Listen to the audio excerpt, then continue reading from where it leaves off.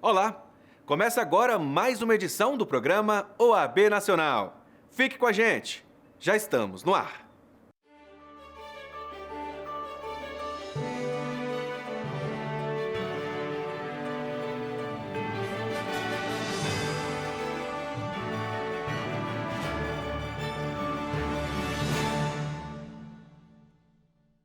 A OAB Nacional, em reunião extraordinária do Conselho Pleno, homenageou com a medalha Raimundo Faoro o ministro e ex-presidente do Supremo Tribunal Federal, Dias Toffoli, e ao ex-diretor da OAB Nacional e atual governador do Distrito Federal, Ibanez Rocha. O reconhecimento é destinado a personalidades que se destacam na preservação do Estado Democrático de Direito. Instituída em 2008, esta condecoração recebe o nome daquele que foi um dos maiores pensadores da ciência jurídica em nosso país. Militante dos direitos e garantias individuais, Raimundo Faoro foi 3 vezes conselheiro federal da OAB, presidente da OAB Nacional, agraciado com a medalha Rui Barbosa, escritor e historiador, citado aqui há pouco pelo ministro Toffoli, o seu livro Os Donos do Poder, e ocupou a Academia Brasileira de Letras, cadeira na Academia Brasileira de Letras. Com ele, a OAB transformou-se em verdadeira trincheira de resistência pacífica à ditadura. Talvez a geração de Raimundo Faoro tenha nos legado esse espírito, o espírito que eu sintetizei na nossa posse com uma frase que há na minha terra de origem, que é Olinda, da terra da minha família, que é o espírito de não termos medo, mas não termos ódio. Poucos significaram, simbolizaram tanto isso quanto Raimundo Faoro. O que tem de melhor na política é você poder transformar a vida das pessoas. E só através da política você realmente transforma a vida das pessoas. E isso é um orgulho que nós temos todos os dias quando vemos que estamos transformando a vida de pessoas. Para o bem da nação.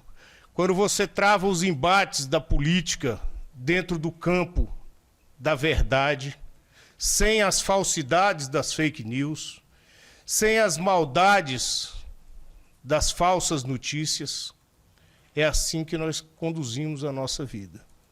E quando fui noticiado que receberia essa honraria, me perguntei por várias vezes se era merecedor, porque a história de Raimundo Faoro é uma história de grandeza de espírito, de grandeza de pessoa, de grandeza de amor pelas instituições, de grandeza de amor pela democracia. E de uma forma bem pequena, eu acabei reconhecendo que também era merecedor dessa medalha, sim. Porque, de algum modo, ao longo dessa minha vida, e lá vão aí quase 30 anos de profissão, eu me dediquei à Ordem dos Advogados do Brasil. Então eu me sinto muito honrado por essa medalha, que eu vou carregar com muito gosto, que eu quero mostrar para os meus filhos e dizer que eu fui reconhecido pela minha entidade com uma das maiores honrarias que a Ordem já pôde oferecer.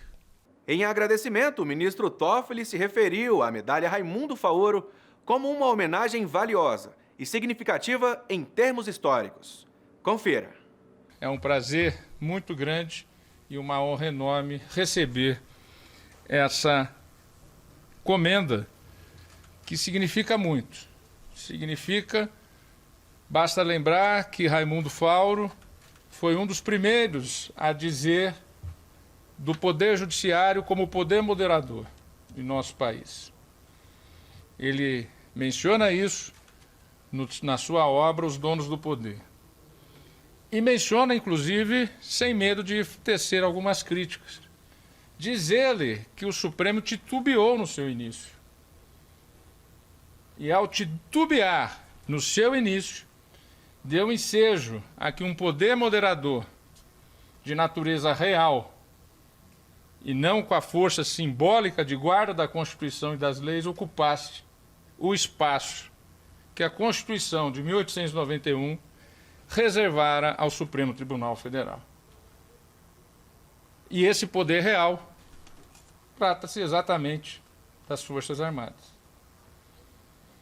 Ele critica o Supremo do passado, aponta as necessidades de defesa da democracia, do Estado Democrático de Direito, do enfrentamento das raízes atrasadas da nossa fundação, para uma transformação rumo a uma sociedade que tenha na sua Suprema Corte e no seu sistema de justiça, e aqui mais uma vez volto a dizer, quando eu falo de sistema de justiça, Felipe, Noronha, Marcos Vinícius, Figueiredo, estou falando sempre também das funções essenciais da justiça, porque o juiz não age de ofício.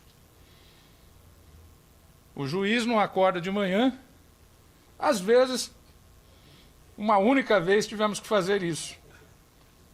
Incompreendida naquele momento, mas que hoje é reconhecido como um momento extremamente importante na defesa do Estado Democrático de Direito. E aqui, Felipe Santa Cruz, embora esteja tudo escrito aqui, mas também gostaria de falar de improviso e de coração, que, se incompreendido por muitos, ou grande parte da sociedade, jamais foi incompreendido pela Ordem dos Advogados do Brasil e por esse Conselho Federal, que me apoiou desde a primeira hora. Numa decisão solitária, numa decisão difícil, e que levou mais de um ano para a maior parte da sociedade, da imprensa e da mídia reconhecer o valor daquela difícil decisão. A OAB não me faltou um segundo. Ainda falando em Conselho Pleno, a sessão extraordinária foi destaque no site da OAB pela aprovação da proposta de súmula vinculante ao STF em defesa de advogados pareceristas. Por unanimidade, abre aspas, os conselheiros federais concordaram com uma proposta de texto que considera como violação da Constituição Federal qualquer tentativa de imputar responsabilidade penal, civil ou administrativa ao advogado pela emissão de um parecer jurídico. A proposta foi apresentada pelo secretário-geral da OAB, José Alberto Simonetti, e pelo conselheiro federal Ulisses Rabaneda, diante de inúmeros casos de constrangimento ilegal a advogados pareceristas processados criminalmente por improbidade administrativa e nos tribunais de contas, pelo simples fato de terem emitido parecer jurídico em determinado sentido.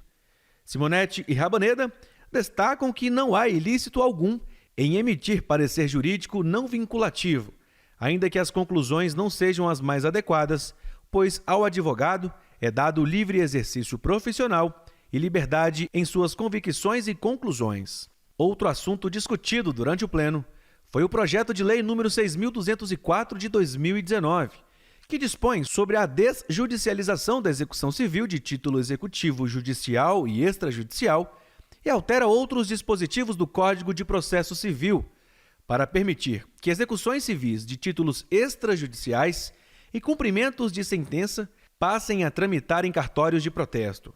O conselheiro federal Antônio Fabrício de Matos, relator no pleno, destacou em seu voto que a proposta em tramitação no Congresso Nacional está eivada de vícios, burocratiza a execução e, o mais grave, não garante a presença indispensável dos advogados. Fecha aspas. Mudando de assunto, vamos falar de eventos virtuais da UAB? Eu começo com a realização de mais uma rodada do CG Talks, com o tema Precificação de Honorários. O debate foi transmitido ao vivo pelo canal oficial da UAB no YouTube. O tema ele é realmente instigante, é muito difícil para a gente que está na lida e não tem essa bagagem toda que essas pessoas que estão aqui têm para poder contribuir e nos ensinar como precificar aquilo que nos é tão importante, que é o trabalho que a gente entrega, né? Esse tema é realmente um tema bastante instigante.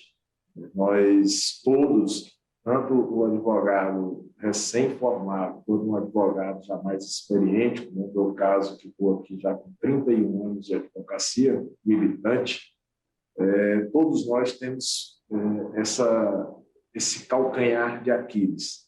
É você receber o cliente e você ficar com aquela dúvida se você vai cobrar um valor e aquele cliente vai embora, não vai fechar com você, ou se você vai cobrar um determinado valor e o cliente já vai fechar com uma velocidade enorme, e aí você fica pensando, puxa vida, eu poderia ter cobrado mais.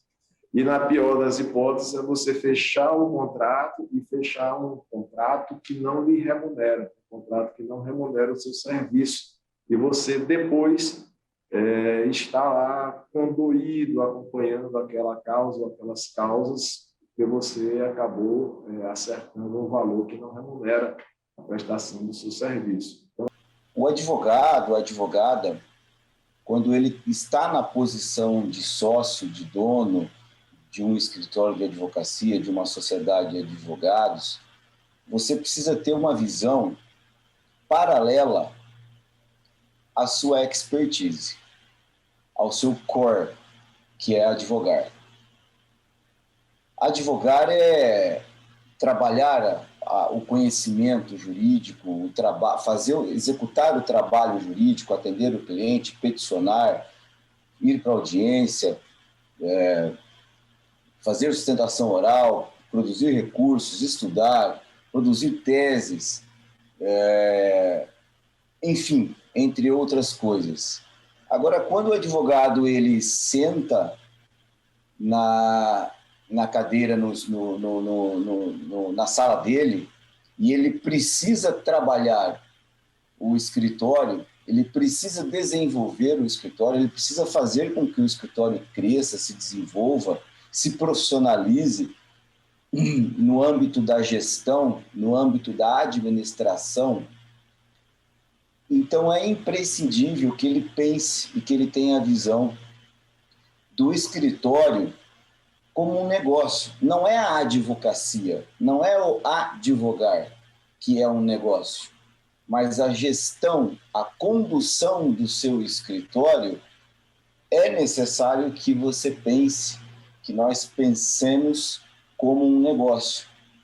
A gestão financeira, a estratégia de precificação, a comunicação com os clientes, a própria sociedade, como empreender na advocacia. Outro evento realizado no YouTube da Ordem foi a 5ª edição da série de temas controvertidos na doutrina e jurisprudência. O debate tratou do planejamento sucessório e sucessões. Acompanhe. Um tema cuja complexidade nós sabemos que é enorme, em torno, inclusive, da complexidade da nossa vida moderna, das relações interpessoais, que podem, né, professor Rodrigo, professor André, gerar aí riscos patrimoniais que podem vir a desaguar em uma sucessão mal resolvida, inclusive com problemas para além da vida nas questões patrimoniais. Como disse ainda agora há pouco, Flávia, nós vamos hoje tratar de um assunto super delicado, muito complicado, cheio de entradas, e que aos poucos no Brasil começou a ganhar uma certa fama, né? Na verdade, se vocês lembrarem bem, e a gente que acompanha o direito de família e sucessões há muitos anos já, eu já estou aqui meio sem os meus cabelinhos, porque realmente os anos já se passaram, e aí eu fui ficando meio aerodinâmico, né? Eu costumo dizer que eu fui ficando meio aerodinâmico, né? E desde o momento em que a gente começou a tratar sobre direito de família e sucessões, eu faço isso já desde ali de 1998, quando eu me aproximei mais do IBDFAM mesmo. A gente viu que pouco se falava sobre planejamento sucessório. A gente quase não tinha toda essa fama do planejamento sucessório, né? Mas aos poucos esse tema foi entrando ali no dia a dia das pessoas. E eu reputo muito isso. Primeiro, a gente não gosta de falar muito sobre planejamento sucessório, porque o brasileiro não gosta de tratar da morte, né? Quantas e quantas vezes a gente não recebe nossos clientes nos escritórios e os clientes chegam aqui e quando vão tratar sobre o tema testamento, por exemplo, todo mundo treme, né? Ali, não, por que testamento? O senhor está achando que eu vou morrer, né? E aí vem aquela história, às vezes você é muito sincero e diz, não estou achando que você vai morrer. Se eu tivesse achando que você fosse morrer, eu nem iria sugerir fazer o testamento. Eu só estou sugerindo porque eu tenho certeza que você vai morrer. O problema é esse, é que a gente não gosta de tratar sobre esse tema. Isso é um tabu, né, para o brasileiro. Vocês vejam como, se a gente pegar os números, por exemplo, dos testamentos nos países nórdicos e mesmo nos países europeus do norte ali mesmo, não precisa nem estar muito lá na Escandinávia para a gente analisar isso. vocês vejam como eles trabalham com isso com muito mais naturalidade, né? Eles planejam mesmo essa circunstância em números muito mais efetivos do que os números brasileiros, né? O Conselho Federal da UAB realizou no YouTube webinar intitulado Inteligência Artificial e Proteção de Dados. O evento virtual faz parte da Maratona LGPD, os desafios na proteção de dados pessoais. O tema da inteligência artificial, dos algoritmos, e como esses dados entram nos algoritmos e quais são os resultados, né, do algoritmo, também, em alguma medida, acabaram sendo afetados, né, esse tema acabou sendo afetado também pela LGPD. Um ponto de partida para esse debate deve ser o reconhecimento de que a inteligência artificial é uma tecnologia extremamente pervasiva, né? Presente em aplicações do nosso cotidiano. Por exemplo, tradutores simultâneos, aplicativos de rotas, né, de transporte, sistemas de recomendações que a gente tem, por exemplo, em sites da internet ou em serviços de streaming, de vídeo ou de músicas, né? E, ao mesmo tempo, essas aplicações tornam-se também cada vez mais presentes, cada vez mais importantes em inúmeros campos científicos, industriais, na nossa economia, né, nos diferentes setores. E, nesse sentido, a inteligência artificial tem sido saudada, né, e tem sido objeto de cada vez mais atenção em função dessa promessa que a tecnologia traz de ganhos de competitividade, produtividade, né, de consequências sociais, econômicas positivas, de avanços no campo da medicina. E a própria pandemia de Covid-19 acabou revelando como a inteligência artificial tem um papel importante a desempenhar no campo da saúde e das pesquisas científicas, por exemplo, né? Então, esses avanços têm sido visualizados de maneira muito intensa nos últimos anos, mas é importante também, a título de contexto, registrar que a gente se encontra ainda numa fase da chamada inteligência artificial estreita, quer dizer, nós temos hoje disponíveis no mercado sistemas capazes de lidar de maneira altamente eficiente com uma tarefa específica, né? Dirigir um carro, jogar um jogo de xadrez, sugerir um livro, um filme, né? Mas ainda não estamos naquele cenário, aí sim, né, restrito aos filmes de ficção científica, de uma inteligência artificial geral, de uma superinteligência artificial capaz de lidar com capacidades de processamento infinitamente superiores a um ser humano, com qualquer tarefa geral que lhe seja colocada. E o olhar que eu queria trazer hoje diz respeito, talvez mais especificamente, ao relacionamento da inteligência artificial com a proteção de dados pessoais. Esse é um casamento, eu diria assim, indissolúvel, não tem como olhar para uma coisa sem olhar para outra, porque a IA, de fato, é uma tecnologia que é potencializada pelo fenômeno de Big Data, né, pela disponibilidade de dados num volume, na velocidade, uma variedade inéditas na história da humanidade, né, e principalmente, sobretudo, a partir do uso de dados pessoais. Então, o IA é uma tecnologia que se alimenta de dados, né, quanto mais dados, maiores os avanços da inteligência artificial, em muitos casos, justamente a partir dessa possibilidade que a tecnologia nos traz hoje de, a partir de determinadas bases de dados, identificar padrões estatísticos, né? Fazer previsões, inferências, recomendações, sem que necessariamente exista ali uma relação de causalidade. Agora nós vamos para um breve intervalo e voltamos em instantes com mais OAB Nacional. É muito rápido, não saia daí.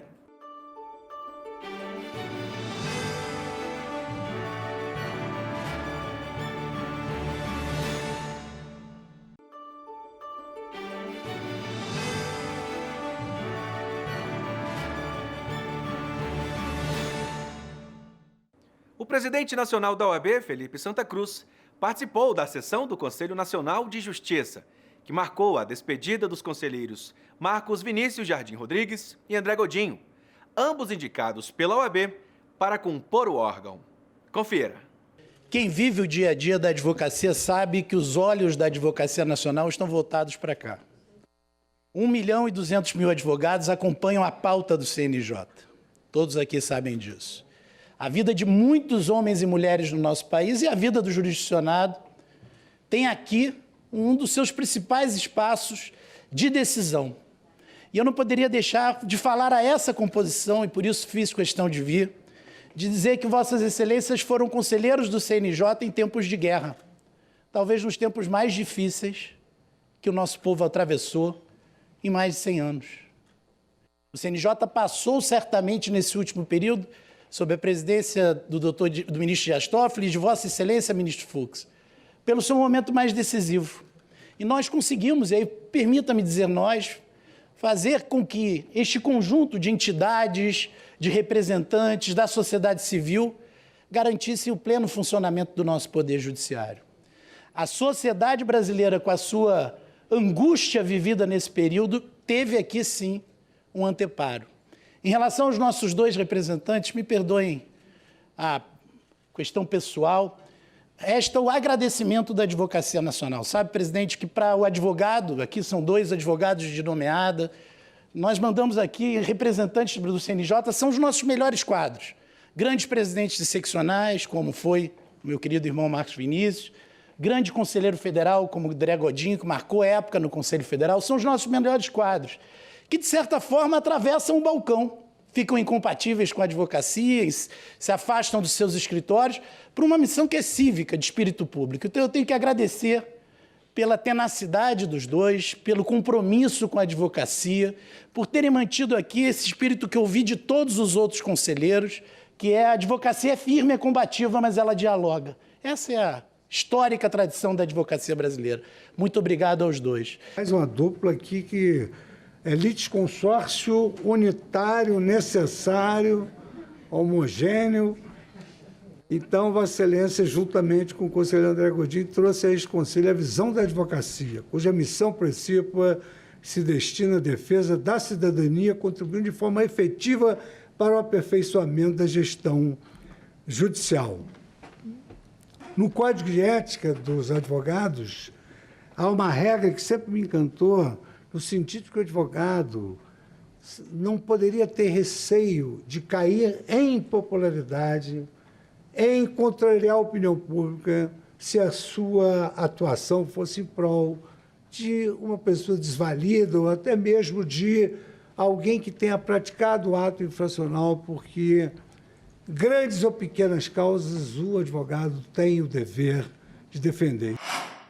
A Escola Superior da Advocacia realizou no YouTube mais uma discussão voltada ao interesse prático da advocacia. Desta vez, a temática abordou os desafios da implementação da Lei do Superendividamento. Veja. Eu escolhi para falar hoje, até porque, vamos dizer, é o tema mais pujante, né? É essa nova lei. Na época que gravei o curso, né? Ela tinha recém sido aprovada, e agora nós já temos esses problemas de implementação. Até em breve, teremos, acho que em outubro, teremos uma audiência pública com a Senacom para ver justamente esses problemas da implementação, né? Então, uma boa lei é ótima, né? Mas quando ela sai dos livros, né, e vai para a prática, é que realmente a pessoa fica feliz. Então, eu queria começar essa conversa falando sobre as grandes linhas dessa lei. Ela só inclui coisas no Código de Defesa do Consumidor e ela entra em vigor imediatamente. Isso é um desafio, né? Não tem vacatio legis na lei.